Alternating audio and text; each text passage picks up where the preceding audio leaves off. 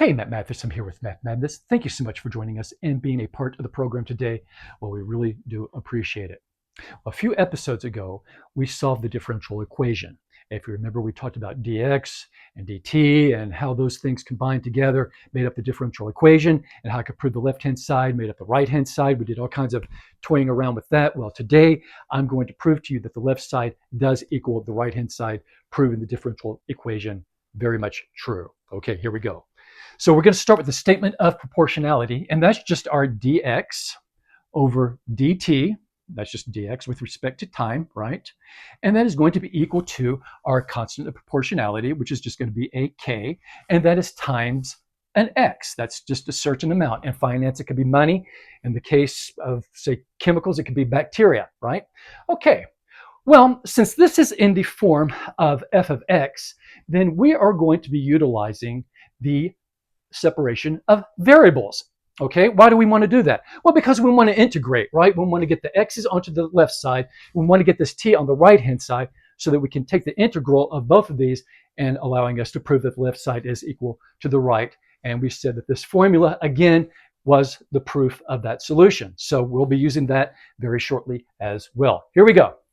Separation of variables. Pretty much straightforward. We're just going to write 1x dx is equal to, we've got k times dt. All I did was bring the x over here and bring the t over here. Now we said we're going to be taking the integration of these, the integrals, so let's take our sign so we can acknowledge that we are taking the integration or the integral of both of these. Okay, well, let's start over here on the left-hand side. What is the integral of 1 over x? Well, that would be the natural log of the absolute value of x, wouldn't it? Well, it would. So let's go ahead and acknowledge that. We'll just write down our ln here, and that is our absolute value of x. We're saying that is equal to what? Well, we've got a k here. We know that's our constant of proportionality. We also have a t that we have to multiply as well, so let's acknowledge that. But what else do we need? We need no, not an a, but a constant of integration, don't we? So we've got our c sub 1 right here for the constant of integration. Now, you're probably thinking, yes, Matt, we know that we need to have a constant of integration over here on the right-hand side. And you say all the time, whatever you have to do on one side, you have to do on the other. You scream it, you pound your fist about it, and you're right on all accounts. So why don't we have one over here on the left-hand side? Okay, well, let's go ahead and pretend that we do. And let's have a constant of integration over here called c sub 2. So now I'm going to take the c sub 2 over here, and I'm going to do something with it here with the c sub 1, right? I'm either going to add it, I'm going to subtract it, multiply it, divide it. I can scream obscenities at it, but it doesn't matter because at the end of the day, it's all going to be combined into this one constant. And the reason for that is because we are dealing with first order derivatives, which also allowed us to use the separation of variables because this is in the f of x, g of x format. I know that's a lot to take in for a second, so let's catch our breath and then we'll move on here. All right. Well, we're trying to solve for x, obviously. When are we not trying to solve for x would probably be more accurate, right? Well, how do I get rid of this pesky natural log? Well, I can obviously have it raised to the base of e, right? Euler's number. So let's just go ahead and do that. And I'm not going to acknowledge it. I'm just going to keep our x here. Got rid of the ln because I just didn't write the notation down, but that's why the ln is not here, because I raised it to the base of e.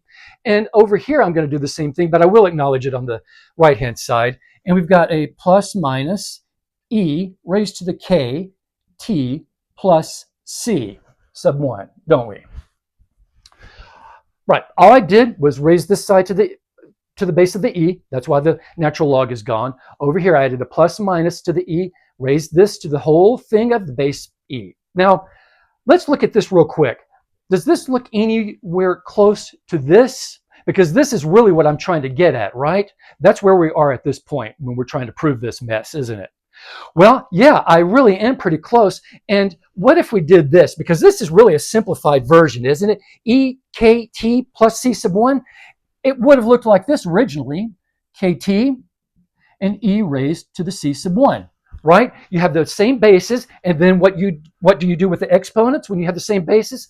Right, you just add them together, and that's pretty much what was done here. And that's what I'm getting ready to do now. And why? Well, like I just said, because I'm going to make this look like this. And how do I do that? Well, I'm going to beat the snot out of this to make it look like this, and I'm going to do it right now using this method. Here we go. Since this C sub 1 can be brought out by itself, I'm going to make it out by itself. And let's go ahead and do this.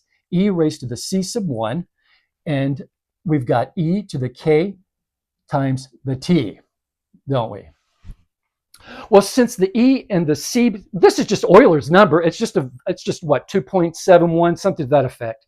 This is just a constant. So since it's a positive constant, I'm going to go ahead and set that equal to c. Why am I going to set this equal to c? Well, look what happens when I do. Let me go ahead and erase this right here, and you're going to see what happens. I've got the c. Well, when I add the c here, that takes away the plus minus sign. It also does away with my absolute value sign of the x, making what? X equals c times e raised to the kt, which is what we said x equals when we began this whole saga. All right.